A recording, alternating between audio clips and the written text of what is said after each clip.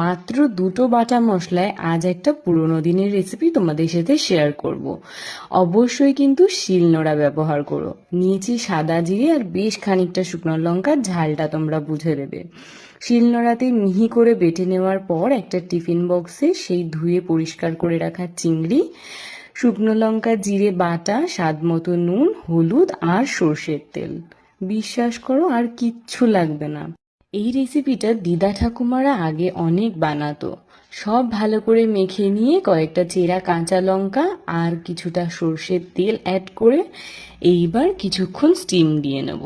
মোটামুটি 10 থেকে 12 মিনিট লাগবে এই রান্নাটা হতে। স্টিম দেওয়ার পর যখন টিফিন বক্সের ঢাকনাটা খুলবে, বাটা মশলার সাথে সর্ষে তেল আর চিংড়ি মাছের একটা অসাধারণ গন্ধ। চিংড়ি মাছগুলো কিন্তু ভীষণ সুন্দর সেদ্ধ হয়েছে, দেখেই বুঝতে পারবে। গরম ভাতে এই রেসিপিটা বানিয়ে দেখো, অসাধারণ লাগবে। ভালো লাগলে কমেন্ট